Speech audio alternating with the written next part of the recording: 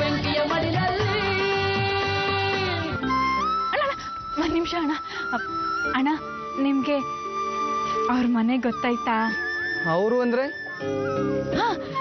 ಅವ್ರ ಅಪ್ಪನ ಹೆಸರು ಮಾದೇಶಪ್ಪ ಅಂತ. ಓ, ಮಾದೇಶಪ್ಪನ ಮಗ ಸುರೇಶನ? ಹೌದಣ್ಣ, ಅದೇ ಮನೆಯ ಅವ್ರನೆಯ. ಎಲ್ಲೈತಣ್ಣ? ಅದೇ ಮನೆ ನೋಡಕ್ಕ ಅಲ್ಲಿ. ಆ ಮನೆನ? ಅದೇ ಮನೆ ಅಕ್ಕ. ಈ ಗೊಂಬೆನ ಇಟ್ಕೊಂಡು ಪಾಪ ಇಂಥದೇ ಮಗಿಬೇಕು ಅಂತ ಕನ್ಸ್ ಕಾಣ್ತಿದ್ಲೇನೋ ಸುಪ್ಪನ ಕಿತ್ತಿ.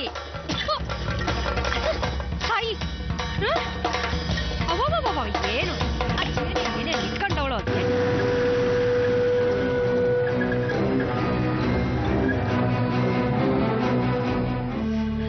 ಈಟು ವರ್ಷ ನಾನು ಈ ಮನೆನಾಗೆ ಕೂಲಿ ಮಾಡ್ತಾ ಇರೋದು ನನ್ನ ಮಗಳು ಜಮನಿಗೆ ಒಳ್ಳೆ ಬದುಕು ಸಿಕ್ಲಿ ಅಂತ.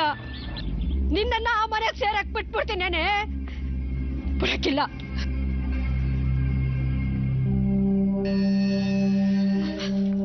ಅದಕ್ಕೋಸ್ಕರ ನಾನು ಏನ್ ಬೇಕಾದಾರ ಮಾಡ್ಬಿಡ್ತೀನಿ. ಈ ಚಂದ್ರಿನ ಹುಡುಗಾಟ ತಿಳ್ಕೊಬೇಡ ನೀನು.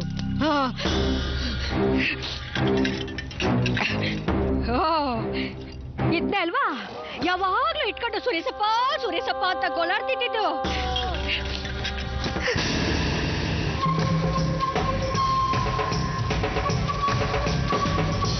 ಏನ್ ಮಾಡ್ತಿದ್ಯಾ ಇಲ್ಲಿ? ಇದು ನನ್ನ ಹತ್ರನೇ ಇರ್ಲಿ ಬಿಡು.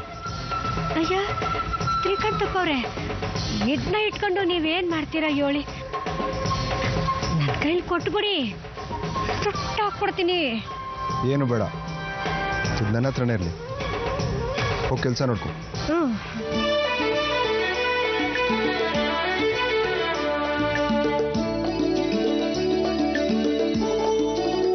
ಸುರೇಶ,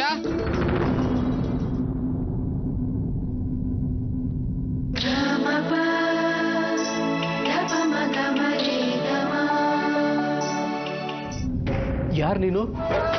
ನಿಮಗ್ ತೊಟ್ಲು ಮದ್ವೆ ಆಗೈತಲ್ಲ, ಅವಳೇ ನಾನು. ಮಲ್ಲಿ, ಮಲ್ಲಿಲ್ಲ ನೀನು?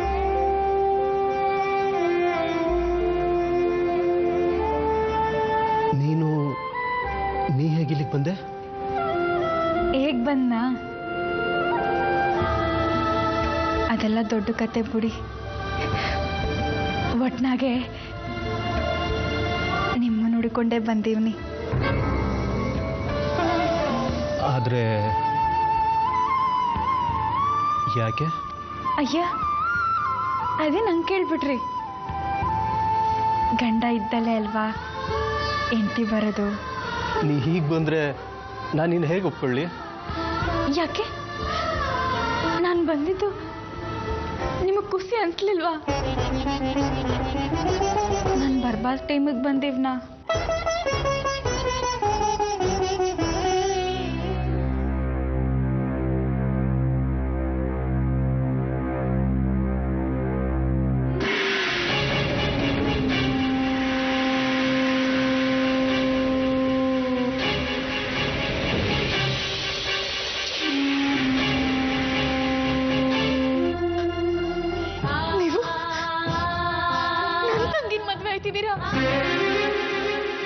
ಅಲ್ಲ, ಅದು ಅದು ನಾನು ಮತ್ತೆ ಬರಕ್ಕಿಲ್ಲ ಅಂತ ಯಾರು ಹೇಳಿದ್ರು ನಿಮ್ಗೆ? ನಿಮ್ಮ ಅಪ್ಪ ಅವನೇ ಹೇಳಿದ್ರು. ನಾನು ಇಲ್ಲಿಗೆ ಬಂದಿದ್ದು ನಿಮ್ಮನ್ನು ನೋಡ್ಕೊಂಡು ಹೋಗವ ಅಂತ. ಪಾಟಯ್ಯ ನಿಮ್ ಜೊತೆ ಜೀವನ ಮಾಡಕ್ ನಾ ಏನ್ ಬಂದಿಲ್ಲ. ಆದ್ರೆ ನೀನು ಹೇಳ್ದಲ್ಲ. ಇಲ್ಲ, ನಾನು ಏನೂ ಹೇಳಿಲ್ಲ. ನಿಮ್ಮ ಮನ್ಸ್ನಾಗೆ ನನಗೆ ಜಾಗ ಐತೋ ಇಲ್ವೋ ಅಂತ ತಿಳ್ಕೊಳಕ್ ಬಂದೆ. ಆಟಯ್ಯ ನೋಡಿ, ಇನ್ಯಾಕೆ ಇದೆಲ್ಲ ಮರ್ತ್ಬಿಡಿ. ಇನ್ ನಾನು ಯಾರು, ನೀವ್ಯಾರು ನಂಗೆ ಅಪ್ಪಣೆ ಕೊಡಿ.